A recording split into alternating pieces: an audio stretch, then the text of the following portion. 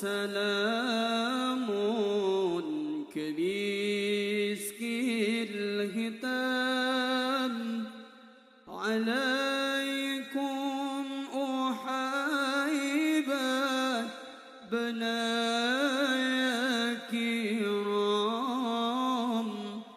وما ذكرهم warahmatullahi wabarakatuh. Waalaikumsalam warahmatullahi wabarakatuh. Alhamdulillahi rabbil alamin. Wassalatu wassalamu ala ashrafil anbiya'i wal mursalin wa ala alihi wa ashabihi wa man tabi'ahum bi ihsanin ila yaumiddin. Qala Allah ta'ala fi kitabihil karim, a'udzu billahi minasy syaithanir rajim. Wa ma ataakumur rasulu fakhudhuhu wa ma nahakum anhu fantahu. Wa qala an-nabi sallallahu alaihi wasallam, wa inna asdaqal hadisi kitabullah wa khairul huda huda Muhammadin wa syarrul umuri muhdatsatuhah wa kullu muhdatsatin fid dini bid'ah wa kullu bid'atin fid dini dhalalah. Hadirin jamaah subuh yang berbahagia, yang saya hormati Bapak Amri selaku Ketua DKM dan jajarannya, yang saya hormati Bapak Khotib selaku Imam Fat dan sebagai tokoh masyarakat. Mudah-mudahan Allah senantiasa memberikan cucuran rahmat dan keberkahannya. Amin. Jangan lupa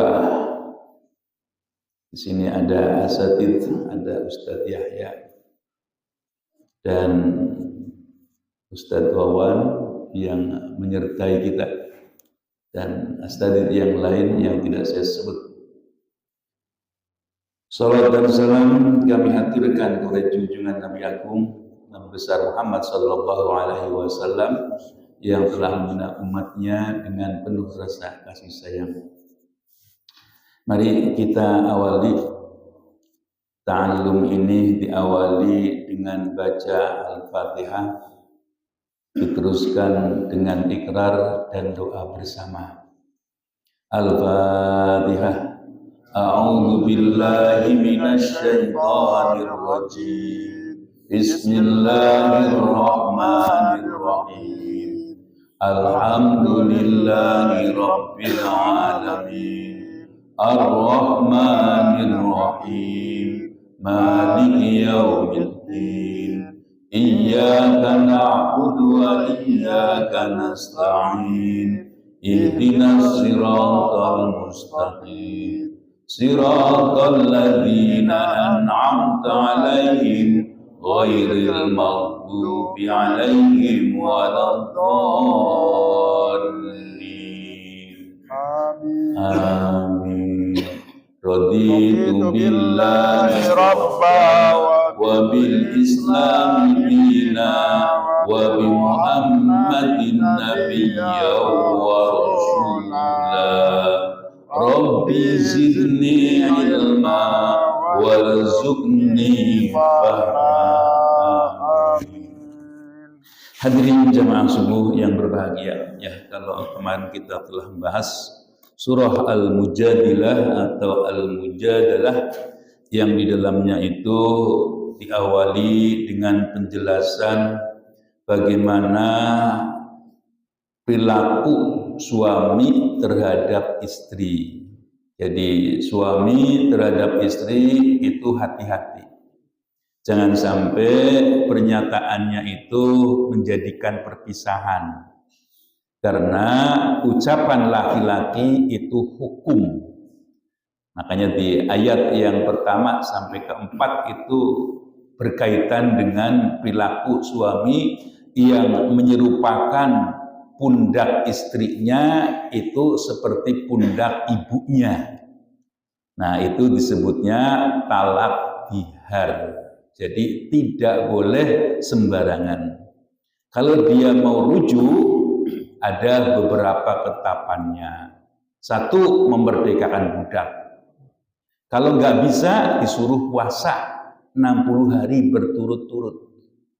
Kalau enggak, memberikan makan kepada orang miskin 60 orang. Nah, itulah ketetapannya.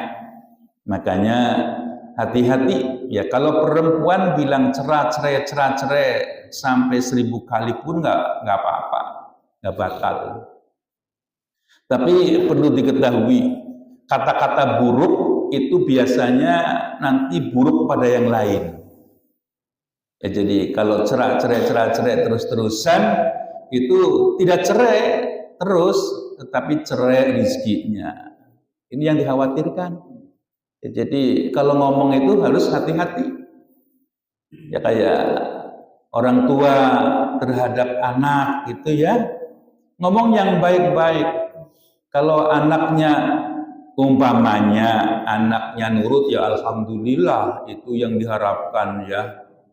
Doanya yang selalu dipanjatkan, Rabbana hablana min azwajina wa dzurriyyatina. Nah, di sini keturunan kita qurrata ayun, yang selalu menjadikan air mata menetes.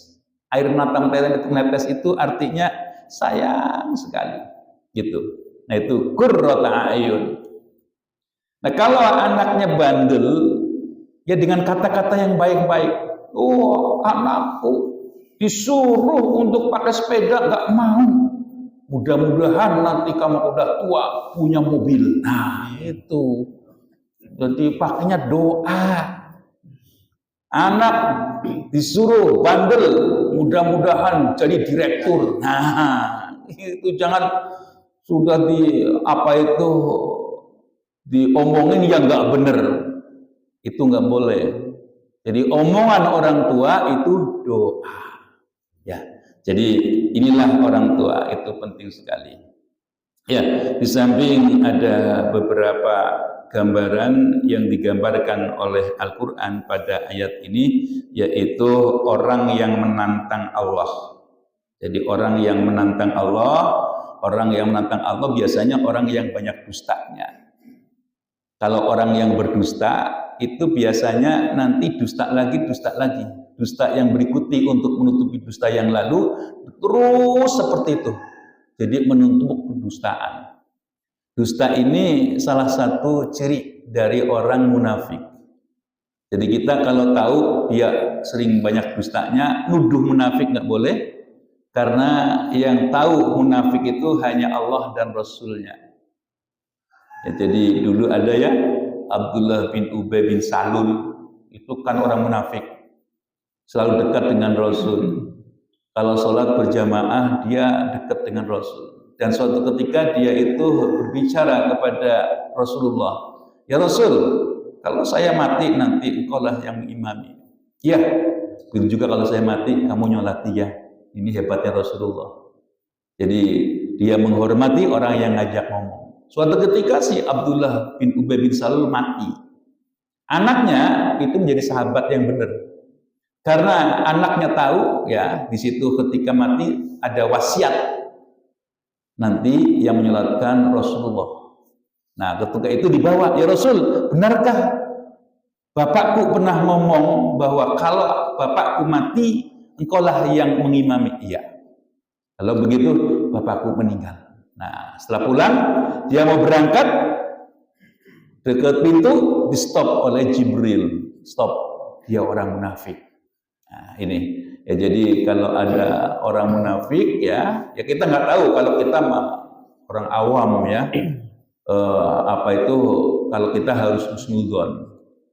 Hatta umpama gitu ya, mohon maaf kalau ada orang yang mati bunuh diri, kita juga harus husnudzon kalau sehari-harinya sebagai muslim.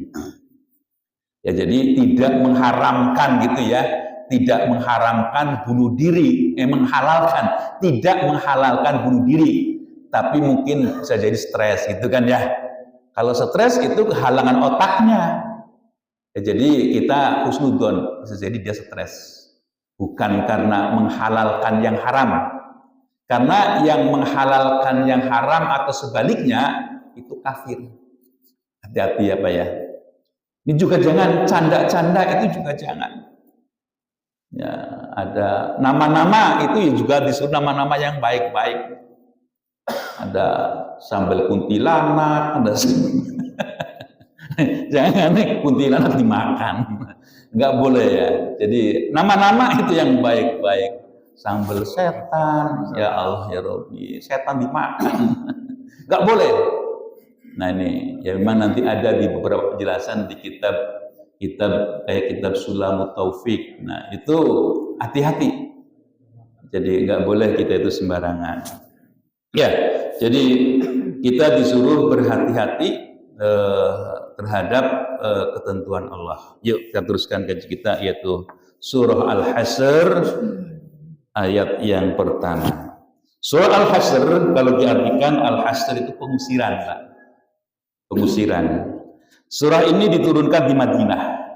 Ya, di Madinah. Jadi definisinya, ingat ya Pak ya, definisinya itu istilah sesudah dan sebelum. Sebelum hijrah namanya Makkiyah. Sesudah hijrah namanya Madaniyah. Ayatnya ada 24. Ini sebenarnya Pak Imam kita sering bacakan ya di yang terakhir. Ya ayyuhalladzina amanu taqullah, ya, wal tanzur nafsum ma qaddamat lighad wattaqullaha innallaha khabirum bima ta'malun. Wala takunu kalladzina nasullaha wa ansahum anfusahum. Nah itu ayatnya yang terakhir. Ini sering jadikan untuk sholat. Ini karena maknanya itu kalau dia lihat itu disuruh melihat masa lalu untuk masa yang akan datang. Jadi ayatnya 24 ayat. Kandungannya ini karena kandungannya yaitu Al-Hasr, pengusiran, yaitu terhadap Bani Nadir. Jadi kalau kita lihat Bani Nadir itu dulunya ya Rasulullah ketika datang di Madinah itu ada beberapa hal yang Rasulullah laksanakan. Yang pertama yaitu membangun masjid.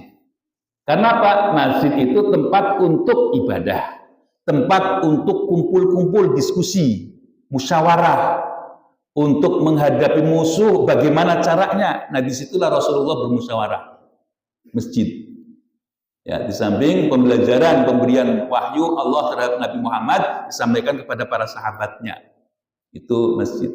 Yang kedua, ta'akho. Ta'akho itu mempersaudarakan. Jadi ketika Rasulullah sampai ke Madinah, itu muhajirin nggak punya apa-apa, maka dipersaudarakan antara sahabat satu dengan yang lain. Nanti ada sahabat yang tidak mau, malah dia nanya, Abdurrahman ya, dia nanya kepada penduduk pribumi, di mana ada pasar. Nah dia datang ke pasar. Kalau anak sekarang istilahnya mempunyai jiwa entrepreneur, ya entrepreneur. Jadi dia datang ke pasar. Kalau ke pasar itu apa saja bisa diuangkan, hatta dengan tenaga sendiri. Ya kuli panggul digotong dapat duit. Itu istilah kasarnya. Membuat jasa apa saja itu bisa. Ya mohon maaf ya. Kadang-kadang kalau di pasar itu ada calo-calo yang bisa ngomong. Umpamanya ada pasar, di situ ada kambing, ada kerbau. Itu biasanya hari-hari tertentu. Pasar itu tidak setiap hari ada yang jual kambing hari apa, jual kerbau hari apa, itu ada. Nanti ada yang datang, terus dia menarik-narik, nanti sudah tahu harganya kepada yang mau jual, nanti dia menjadi caloknya. Itu ada yang seperti itu. Ya, saya kira ada yang dibenarkan, ada yang tidak dibenarkan. Nanti ada Pak, ada istilah-istilah bahasa yang populer untuk tawar-menawar antar pembeli dengan penjual. Itu pakai bahasa-bahasa tertentu. Ya, jadi ya itulah di sana ada yang bisa diuangkan. Nah, kandungan ayat ini diantaranya yaitu peristiwa Bani Nadir. Ya, karena apa? Karena ketika Rasulullah sudah sampai di situ, mereka itu menjadi pengkhianat. Jadi ketika Nabi Muhammad berada di Madinah, tadi ada mengta'ahkan, mempersaudarakan, yang berikutnya mengubah nama, Pak. Yang dulunya Yasrib menjadi Madinah. Yasrib itu kalau diartikan memicingkan mata. Jadi matanya kedip sebelah, sinis Yasrib. Maka diubah menjadi Madinah, jadi kota. Nah, yang terkenal Madinatul Munawwarah. Yang paling terakhir yaitu Piagam Madinah. Nah, inilah Bani Nadir itu membuat pengkhianatan. Jadi di dalam Piagam Madinah, Dustur Madinah, kalau di kita ada, Pak, namanya Piagam Jakarta. Yang sebenarnya Piagam Jakarta itu ya mirip-mirip mengikuti undang-undang atau Piagam Madinah. Isinya itu pasalnya sedikit, tetapi mengcover secara keseluruhan di dalam mengatur negara. Jadi Nabi Muhammad dengan dengan orang-orang yang ada di sana itu membuat Piagam Madinah hanya 47 pasal. Ringkas sekali. Yang bagiannya itu ada bagian-bagian mengatur intern umat beragama, intern umat Islam, intern orang Nasrani, intern orang Yahudi, intern orang Majusi, dan sebagainya. Nanti ada yang mengatur antar. Jadi dibagi dua ya Pak ya, intern dulu terus antar. Nah inilah Piagam Madinah. Jadi dulu sebelum Nabi Muhammad hijrah, orang suku Khazraj Aus itu selalu bertengkar, sehingga sering terjadi pertempuran di antara suku-suku yang ada. Makanya Rasulullah datang ke sana, ke Madinah, ke Yasrib dulu namanya, itu untuk mempersatukan.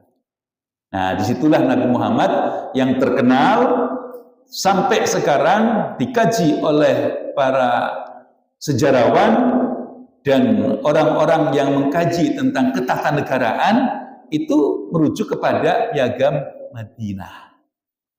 Dan satu-satunya negeri yang berperadaban itu yang awal didirikan oleh Nabi Muhammad. Makanya wajar kalau kita lihat dalam ayat Al-Quran itu ada ati Allah wa atiur Rasul wa ulil amri minkum. Nah itu.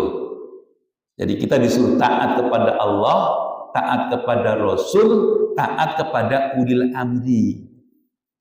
Nah, ini nanti ada pendapat yang lain cara menafsirkan. Atiullah, taat kepada Allah karena ada apa? Total taatnya, nggak boleh tawar-menawar. Nah, begitu juga wa atiur Rasul, sama taat kepada Allah secara total. Wa ulil amri minkum, nah beda. Makanya taat kepada Allah, taat kepada Rasul itu tidak ada tawar-menawar. Sedangkan wa ulil amri itu ada min ba'di amr. Jadi artinya sebagian dari urusannya, yaitu terhadap pemerintah. Ya, karena bagaimana juga yang namanya pemerintah kadang-kadang nggak konsisten gitu ya. Ya karena kalau kita lihat di dalam pemerintah itu ada yang dominan, ada yang mendominasi. Ya, apakah dominasi itu dari orang kaya? Apakah dari luar? Itu ada. Nggak mulus-semulus memperhatikan bangsa Indonesia. Ya, jadi ketika dia itu membuat aturan, kadang-kadang ada pesanan. Konglomerat itu kekayaannya yang tidak seperti kita. Kalau kita mungkin yang di sini yang paling kaya mungkin sampai 10 miliaran ya bisa jadi. Nah mereka triliunan. Harta mereka itu triliunan. Nah karena triliunan bisa untuk membangun negara. Ya memang kita harus kerjasama dengan orang-orang konglomerat. Tapi kadang-kadang ada pesan tertentu. Ya sudah barang tentu tidak hanya untung ruginya ketika transaksi, tapi yang lebih besar. Nah inilah, sehingga ada hal-hal yang kadang-kadang keberpihakannya itu yang berlebih kepada orang kaya. Ya, jadi inilah Nabi Muhammad ketika mendirikan negara yang disebut dengan Madinah Al-Munawwarah itu mempunyai undang-undang yang disebut dengan Piagam Madinah.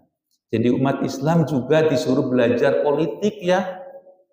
Karena ayat Al-Qur'an ini jelas, atiullah wa atiur rasul wa ulil amri minkum. Ya bagaimana kalau kita itu kalau tidak tahu percaturan politik terus disuruh ikut aja tanpa tahu tujuannya. Nah, ini kan repot.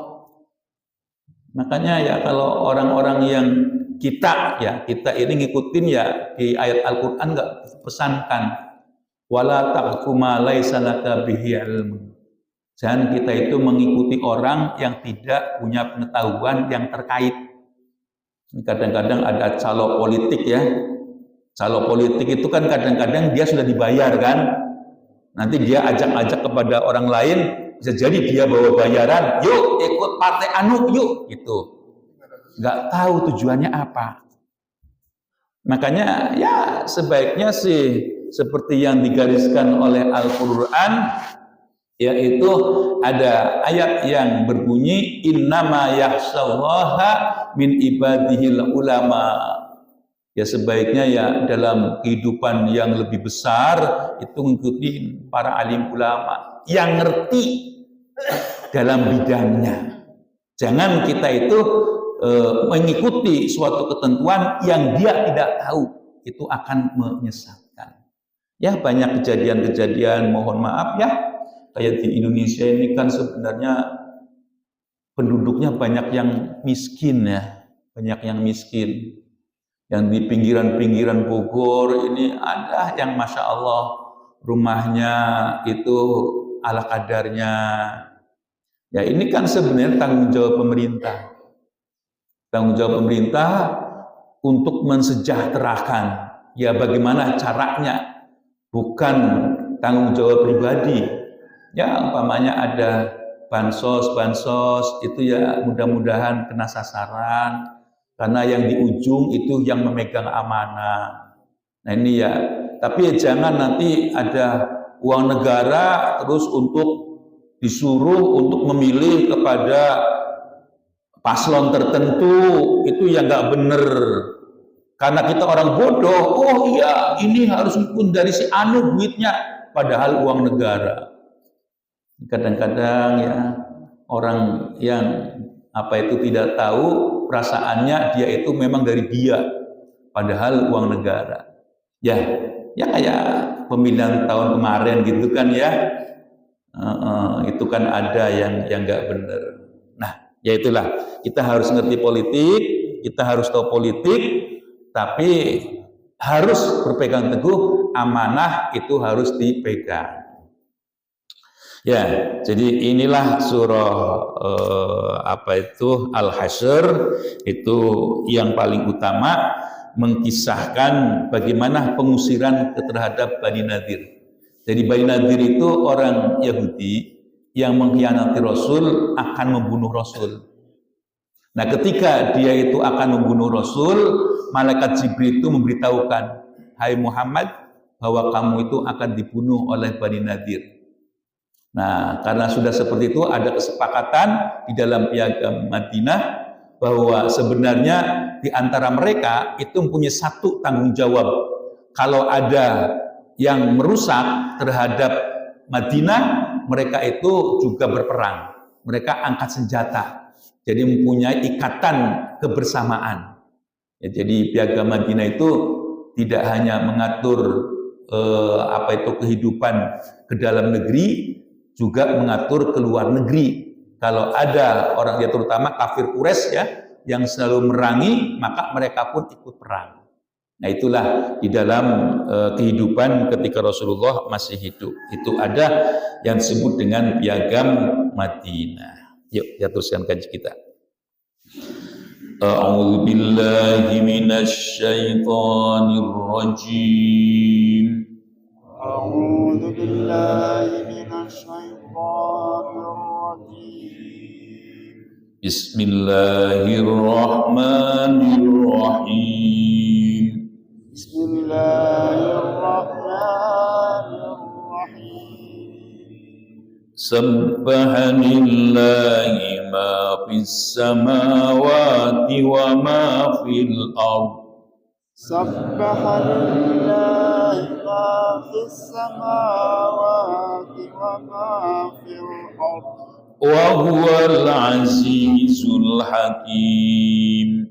Wa huwal azizul hakim. Huwallazi akhrajal ladzina kafaru min ahlil kitabi min diyarihim. والذي أخرج الذين كفروا من أهل الكتاب من ديارهم لأول الحشر.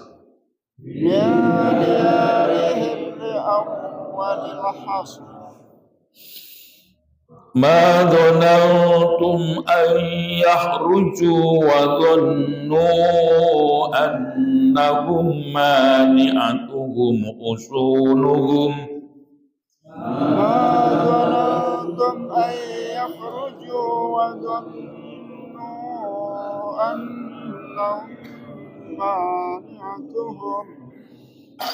أنهم مانعتهم حصونهم من الله فأتاهم الله من حيث لم يحتسبوا. أنهم مانعتهم حصونهم من الله فأتاهم الله من حيث لم يحتسبوا. من حيث لم يحتسبوا وقذف في قلوبهم الرعب يخربون بيوتهم. وقذف في قلوبهم الرعب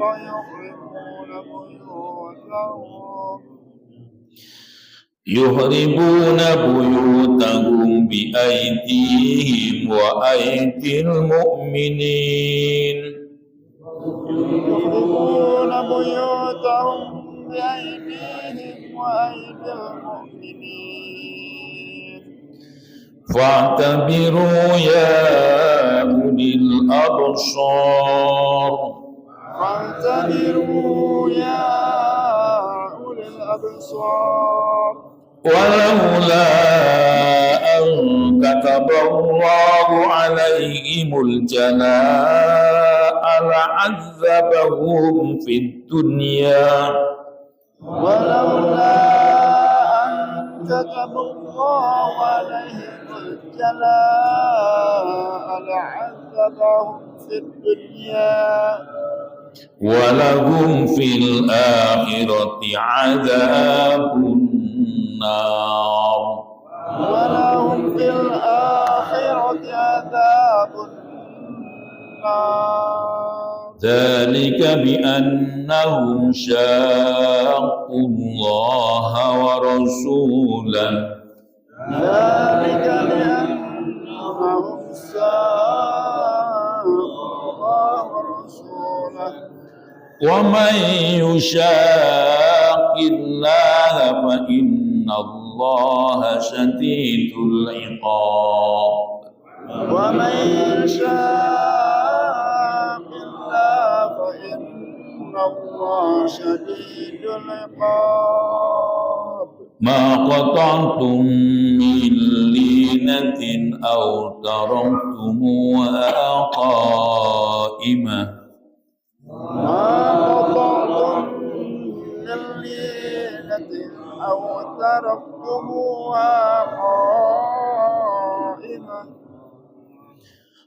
تركتموها فقائمة على أصولها فبإذن الله.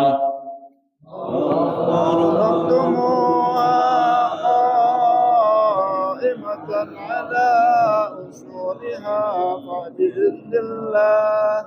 fabi'idnillahi waliyuhsiyal fasiqin. Fabi'idnillahi waliyuhsiyal fasiqin. Wa ma afa'a Allahu ala rasulihim wa ma afa'a Allahu ala rasulihi minhum fama awjabtum alaihi wa ma afa'a Allahu ala rasulihi minhum fama awjabtum alaihi min khayli wala rikabi walakin Allah فما أوجبتم عليه من خيل ولا ركاب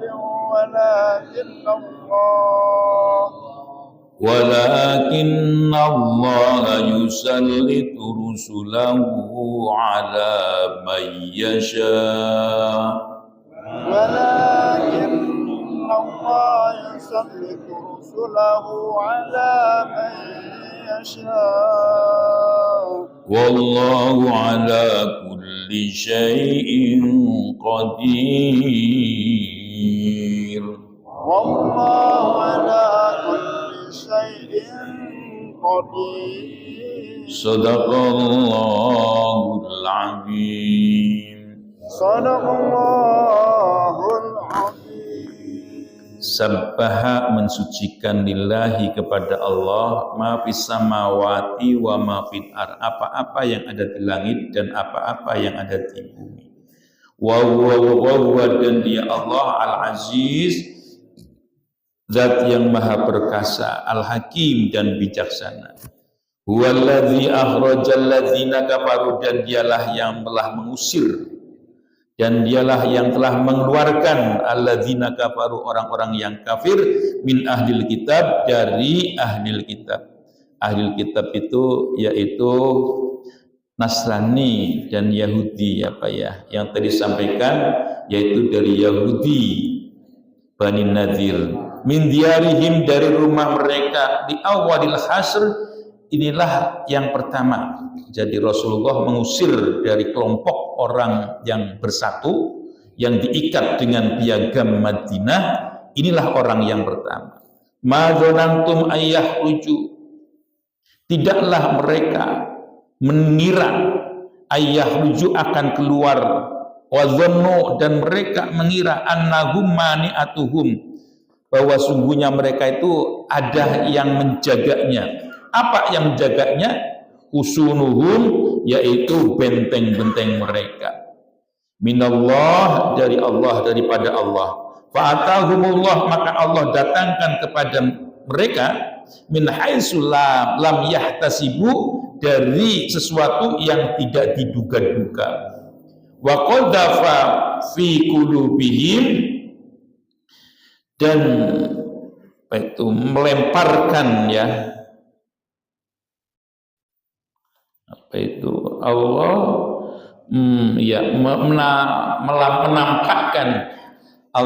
menampakkan fi qulubihim, pada hati mereka, ar-ru'ba, yaitu ketakutan. Yu'ribuna buyutahum, mereka itu memerangi rumah-rumah mereka, bi aidihim, dengan tangan mereka, wa aidil mukminin, dan tangan-tangan orang mukmin. Fa'tabiru ya ulil absar, ambillah pelajaran hai orang-orang yang mempunyai cara pandang dari cara pandang hati. Ya. Jadi di sini ayat menjelaskan bahwa apa-apa yang ada di langit dan apa-apa yang ada di bumi itu bertasbih. Bertasbih itu mensucikan Allah. Jadi mensucikan Allah itu ya tidak sama ya dengan manusia, ya dengan perilaku mereka. Nah, perilaku mereka kayak matahari terbit dari timur, itu termasuk taat tasbih. Planet-planet bumi semuanya berputar, berjalan, itu juga merupakan tasbih mereka. Jadi ketaatan dari apa yang telah Allah tetapkan, itulah tasbihnya. cara beribadahnya, cara mengabdinya. Ya kalau kita disuruh mengabdi kepada Allah, ada bentuk ibadah mahdhah, sholat 5 waktu, ya ta'allum termasuk. Nah, di sana ada juga ibadah ghairu mahdhah ketika kita itu mencari nafkah, mengatur segala urusan agar kita itu hidup harmonis antara satu dengan yang lain. Nah, ini ada tata aturannya. Itu juga termasuk di dalam tataran yang Allah perintahkan. Ya, jadi semua yang ada di langit dan di bumi itu bertasbih. Ya, tidak hanya manusia, yang lebih jelas yang Allah nyatakan dalam firman-Nya, wa ma khalaqtul jinna wal insa illa liya'budun. Ya, jadi yang lain pun sama. Nah, ditegaskan lagi, wa huwal azizul hakim, dan Dia Allah lah zat yang maha perkasa dan bijaksana. Jadi kalau Allah itu menunjukkan kuasanya, itu artinya ada rambu-rambu. Hei manusia, kamu juga harus mengabdi kepada Allah. Hei manusia, kamu juga harus mensucikan Allah. Hei manusia, kamu harus memuji Allah dan sebagainya. Karena apa? Dinyatakan Allah adalah zat yang maha perkasa. Allah adalah zat yang maha bijaksana. Artinya, kalau kamu nurut, saya kasih upah. Saya kasih pahala. Kalau kamu nggak nurut, saya kasih azab. Kira-kira seperti itu. Ya, bukan hanya menggambarkan semua yang ada di langit dan di bumi itu bertasbih, bukan sekedar itu, dengan menunjukkan Allah Al-Aziz dan Dia Allah yang maha bijaksana. Kalau kamu nurut perintahku, maka akan aku berikan upah ganjaran. Kalau kamu nggak nurut, maka aku akan beri azab. Itu arti yang tersiratnya. Jadi dengan menunjukkan keperkasaannya. Dijelaskan, wallazi akhrajal ladzina kafaru, dan Dialah yang mengeluarkan orang-orang kafir min ahlil kitab, yaitu dari ahli kitab. Ya, jadi di sini kafir yang asalnya kafir itu kan maknanya ada 2 makna ya Pak ya. Ada kafir i'tiqadi, itu yang memang keyakinannya, konsep keyakinannya. Kalau Islam jelas tauhid. Nah, kalau orang-orang Nasrani sampai menuhankan benda, itu berarti syirik. Nah, itu yang disebut dengan kafir i'tiqadi. Kalau di sini sebenarnya dia masih menjelaskan kafir nikmat. Karena orang-orang Bani Nadir yang disebut dengan min ahlil kitab, yaitu spesifik pada orang Yahudi. Orang Yahudi itu Bani Nadir, karena ada 3 suku yang ada di Madinah. Ada Nadir, ada Bunainika, dan ada Quraidah. Nah, Bani Nadir ini yang pertama mengkhianati Rasul. Ya, jadi kafirnya apa? Karena dia mengkhianati yang telah ditetapkan bersama, yaitu piagam Madinah. Jangan membuat ulah intern gitu kira-kira. Masih membuat ulah intern. Jangan membuat gaduh intern di dalamnya. Membuat gaduh. Maka Bani Nadir itu diusir. Nah, ketika diusir ini ada gambarannya. Li awalil, jadi min ahlil kitab min biarihim di awal hasr, yaitu pada awal pengusiran. Ma dzanantum ayyahruju, dan tidak mengira ya mereka itu akan keluar. Karena apa? Mereka itu mempunyai prasangka bahwa dia itu mempunyai gedung ya untuk menjaganya, yaitu di sini mani'atuhum khusunuhum. Ya, dia merasa bahwa dia itu mempunyai benteng. Ya, dia bisa melawan Allah kira-kira itu. Namun demikian, fa'atahumullah min haitsu lam yahtasibu. Maka Allah datangkan kepada mereka berupa azab yang tidak diduga-duga. Azabnya seperti apa? Wa qadhafa fi qulubihim ar-ru'ba. Allah menjadikan hati-hati mereka itu dalam ketakutan. Ya, jadi kalau Rasul gitu ya, ketika mengucapkan sesuatu kepada orang kafir itu kan dengan pernyataan asyidda gitu kan ya, asyidda alal kufar, tegas. Ketika Rasulullah itu menyatakan ketegasannya, itu mereka pada ketakutan, mereka kepada apa itu ya, pada ketakutan, hatinya itu nggak karuan. Nah, yang sebenarnya itulah Allah yang menurunkan. Jadi mereka itu dalam keadaan ketakutan. Nah, inilah yuhribuna buyutahum biaidihim. Karena takut, orang-orang Bani Nadir itu merusak rumah-rumah mereka dengan tangan mereka. Ya, diteruskan lagi wa aidil mukminin, ditambah lagi. Jadi tujuan orang Bani Nadir ketika diusir dari Madinah, dalam satu riwayat itu diusir ke Syam. Nah, ketika diusir, dia itu daripada rumah ini dipakai oleh orang mukmin, ya kan kalau dulu orang itu tanah ya tidak seperti sekarang harganya sangat berharga gitu kan ya. Kalau dulu kan pindah kemana bebas, ya belum ada tuannya gitulah istilahnya. Kalau sekarang kan orang pikir-pikir. Nah, oleh karena itu ketika dia itu diusir, rumahnya pun dirusak oleh dia sendiri. Maksudnya apa? Maksudnya biar tidak dipakai orang yang berada di situ. Sama Pak, kalau di peperangan itu seperti itu. Kalau di suatu daerah diperangi dor, daripada rumah ini utuh lebih baik diburakin aja, dihancurin aja. Biar kalau mereka itu pakai bangun lagi. Kira-kira seperti itu. Ditambah lagi karena melihat perilaku orang Bani Nadir seperti itu, maka orang Islam pun ikut merusaknya. Ya, untuk mengusir mereka. Fa'tabiru ya ulil absor, artinya ambil pelajaran orang-orang yang punya mata hati. Kira-kira seperti itu. Jadi kalau orang sudah hatinya itu kacau balau, itu pasti merusak dirinya sendiri. Tidak melihat nanti manfaatnya untuk apa, itu enggak.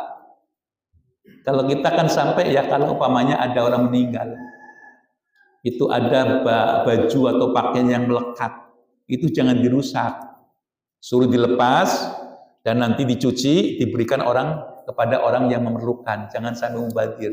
Kalau ini kan orang Bani Nadir sudah putus asa, ya jangan putus asa. Jadi ketika melihat, kita sikapi ada manfaatnya untuk orang lain. Walaula an kataballahu alaihi, ya, kalaulah tidak, inilah ketetapan yang Allah sudah tetapkan. Emang Bani Nadir itu seperti itu. Al-jalaa, yaitu dalam pengusiran. La'adzabahum fid dunya, Allah memberikan siksaan terhadap mereka di dunia. Walahum fil akhirati adzabun nar, dan bagi mereka di akhirat juga ada siksaan api neraka. Ini kalau kita perhatikan artinya begini Pak. Kalau kita itu sudah membuat kesepakatan bersama, terus kesepakatan itu kita khianati. Nah, kesepakatan yang dikhianati itu tidak hanya menyiksa kepada diri kita, orang yang sebagai pengkhianat. Itu tidak hanya disiksa di hari akhir, tetapi di dunia juga. Ya kan, karena ketika dia diusir kan tidak bawa apa-apa. Nyari penghidupan lain lagi. Nah, itu kan sengsaranya luar biasa.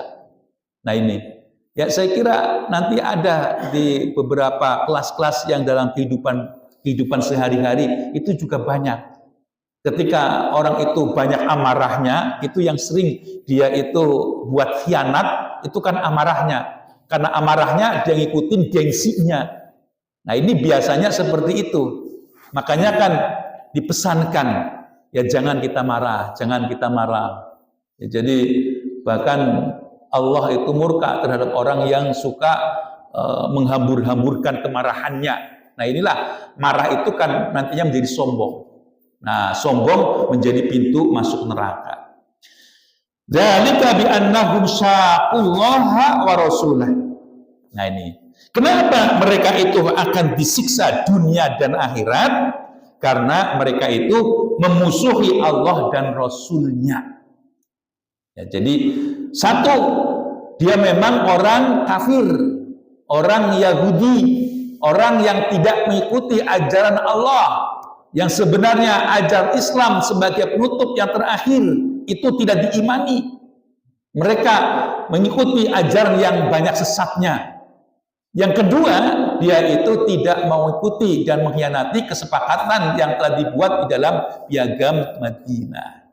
Syaqullaha wa rasulah. Wa may yushaqillaha fa innallaha syadidul iqab. Jadi diingatkan, tidak hanya untuk Bani Nadir, tidak hanya untuk mereka yang telah terjadi, untuk orang-orang yang memusuhi Allah, ingat, fa innallaha syadidul iqab. Siapa musuh Allah? Ya, kalau kita lihat ya, orang yang tidak mengikuti aturan yang telah Allah tetapkan. Sudah disuruh di sana, dirumuskan oleh para alim ulama, rukun Islam ada 5. Syahadat, sholat, zakat, puasa, haji. Ini memudahkan kita memahaminya. Sudah syahadat sih sudah, tapi nggak sholat. Sudah sholat sih sholat, dia kaya nggak mau zakat. Ini kalau kita lihat di dalam sejarah, orang yang tidak mengeluarkan zakat itu dikategorikan murtad ketika zamannya Abu Bakar. Nanti ada lagi, zakat tapi nggak puasa. Alasannya apa? Lapar. Ya puasa ya lapar, mana ada puasa kenyang. Nah ini, jadi alasannya ada aja. Nah terus lagi, puasa sih puasa, padahal dia sudah Allah karuniai harta yang melimpah, tidak haji. Nah ini juga diancam oleh Allah. Jadi inilah fa innallaha syadidul iqab, itu untuk mereka yang memusuhi Allah dan Rasulnya. Ma qatantum min linatin aw taraktumuha qa'imah aw qatantum apa yang telah pegat kamu putus min linatin dari pohon kurma aw taraktumuha atau yang kamu tinggalkan qa'imatan itu berdiri ala usuliha di asalnya. Fabi'idnillah liyuhziyal mafasiqin. Nah, rumah-rumah hancur, tapi pohonan masih ada yang ditinggal oleh mereka. Artinya, ya jadi sesungguhnya itulah cara Allah itu merendahkan orang-orang yang melawannya, itu seperti itu. Wa ma afa Allahu ala rasulihi minhum fama aujabtum wa ma'afa Allah, dan apa-apa yang telah Allah jadikan sebagai harta rampasan ala rasulihi atas utusnya,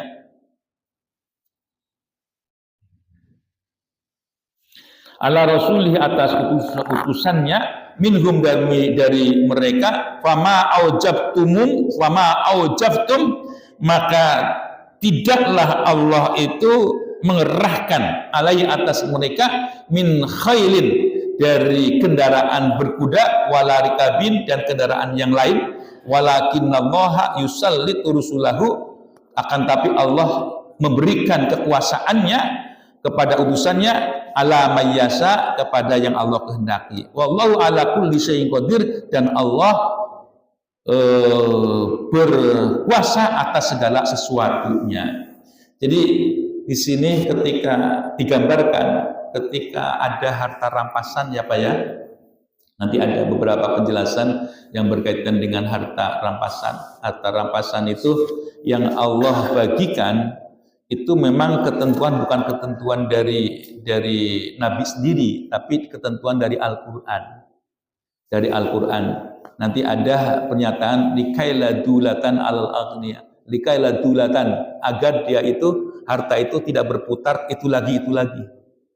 Kan kalau material kapitalis itu kan muternya ke dia lagi Pak. Kita nggak kebagian Pak. Kalau kita sebagai seorang muslim kaya, orang miskin akan kebagian. Karena ada ketentuan zakat, sedekah, infak. Nah itu ada ketentuannya. Kalau orang kaya nggak, orang kapitalis itu nggak bakalan. Ya nggak ada istilah sayang kepada orang-orang yang kekurangan, itu ya nggak ada. Istilahnya ada istilah aing sia-sia itu. Sia-sia. Nah, itu istilahnya seperti itu. Ya, jadi ketika Bani Nadir itu dikalahkan, itu tanpa dengan kendaraan berkuda, tanpa kendaraan yang lain. Dan sebenarnya orang Bani Nadir itu ingin membunuh Rasul, tapi Allah caranya itu tidak seperti mereka, tidak seperti yang mereka duga. Kalau Allah itu sudah berkehendak untuk memberikan kekuasaan, Allah itu dengan mudahnya, ya dengan mudahnya cara menyampaikannya. Ma'afa Allahu ala rasulihi wallahu a'lam bishawab. Itulah yang dapat sampaikan di pagi hari ini. Sudah barang tentu yang benar datangnya dari Allah, yang salah dari saya semata. Billahi taufiq wal hidayah wa la'afwikum. Wassalamualaikum warahmatullahi wabarakatuh.